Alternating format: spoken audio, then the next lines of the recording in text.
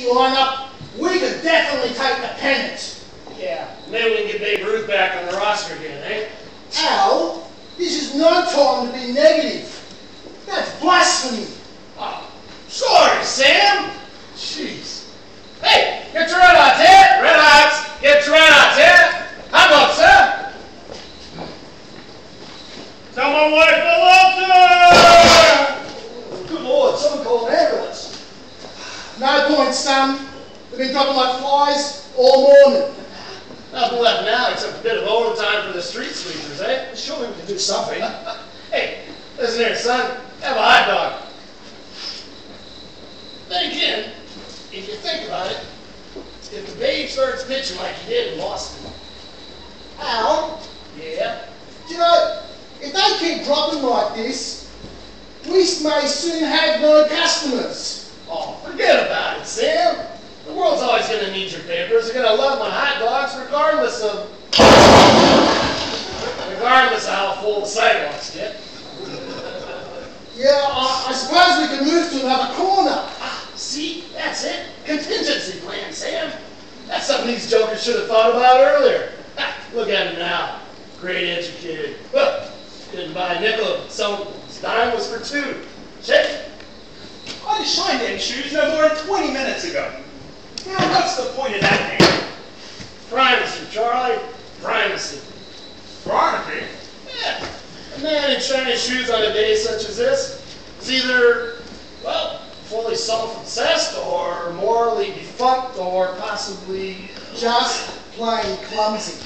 Thank you, Sam. Hot dogs. Get your hot dogs, eh? Hot dogs. Hey, hot dogs. Hot dog? Tell me you're joking, man! The entire economic world as we know it is crumbling. Millions of your fellow Americans will soon be destitute. Today alone could drag this country into an abyss that it may never climb out of. Who could possibly think of eating at a time like this? Depression and hunger make strange bedfellows, sir. There's a great article on page 3 of today's paper. And then again, if you want to succumb to the great parable, free money for no work, what do you expect? A little compassion for one. So you're saying these men didn't even need to work for them suits? Don't get Al wrong, sir. He means no disrespect. It's just that things could be worse. Things could be worse? How could things possibly be worse? Have you not looked around? Yeah, right. Yeah, easy for me to say, sir. But I'll tell you what. The greatest thing that ever happened to me was that parable of... I still don't get how the stocks work, though. What the hell is that That's all right. about? I don't understand it. Well, stocks, what you do is you borrow money from the banks, you get the loan from them to buy the stocks, and then the dividends from the stocks, you sell, and then whammo, before you know it, you're debt-free, rolling in cash and stocks. I'm going to get myself some of those. Nuts. Exactly, Charlie. Let me rephrase that, sir. Things could get better. He's right, you know. When you get to the bottom, there's only one way left, and that's up. My pa used to say that. Are you meaning to be facetious? Am I, Sam? Well, that depends. On what? On what facetious means, I guess. Well, they seem to have reached the bottom. I hardly see a way out for them. I suppose you're right, mister. Still, they will have to go to hell first, what with doing it to themselves and all. My pa used to say that, too. What? Anyways, I weren't talking about them. I was talking about us. Silly bastards have no idea what to do with money. I just shined them shoes no more than 20 minutes ago. Thank you, Charlie, thank you. Listen, the boy's just trying to be optimistic, sir. It's been a hard day in all of this so far. Excuse me, but don't I know you from somewhere? Yeah, I doubt it. Not unless you're born on this corner like me. Well, no. But you do look familiar to me. Oh, I bet you say it to all the boys. Then tell me, gentlemen, how's it you're so calm given the economic chaos that surrounds you? Well, do you not fear for your futures considering all this economic carnage? I don't know, Sam. How's your nest egg doing this economic carnage? Well, save for a bit of moisture. Okay, I'm guessing. still sitting securely under the old oak tree on my sister's farm up in New Jersey. Yeah, and you, Charlie? Oh, I wear my wealth. And what have you then?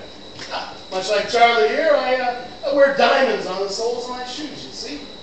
Except these diamonds are thin, flat, green, and bear an uncanny resemblance to dead presidents. Cash. Geez, and all the time I thought I was getting shorter. Well, what about inflation? The value of your nest egg is decreasing as surely as its odor is increasing. One thing I am certain of, sir, this government's misguided pride would never allow a currency blowout big enough to remove the financial interest I have gained. Yep, no wheelbarrows of useless cash for us Americans. Speak to yourself, Sam. Cash, when waved in the proper manner, will forever circumvent any across-the-board rise in the standard cost of living. Well, in this lifetime. I knew it. Harvard, 1902. Alfred William Sharpton. That does sound familiar. Really, Al? I always thought you was learned.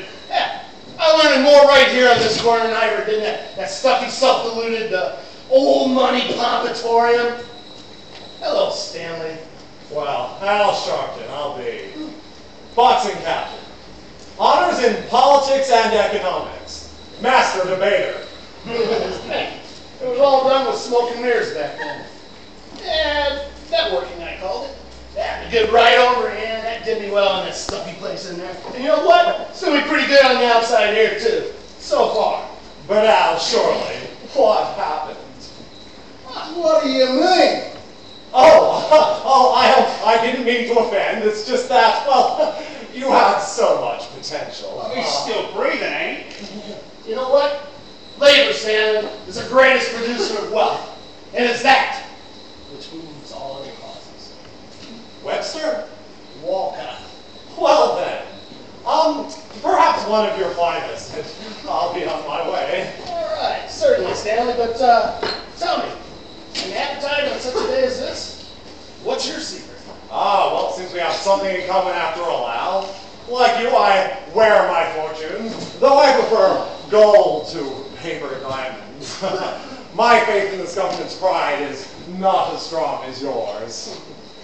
No. You're not the only well-heeled one around this area. My good friend, enjoy. Right you are. Well, good day, gentlemen, and good luck. Stanley! Well, looks like we could possibly be looking into diversifying our investments, eh, Sam? Well, we do have young Charlie's future still to consider here, you know. Yeah. And I reckon them shoes are just about my size. Mr. Sharpton? No. After you, Mr. Walcott.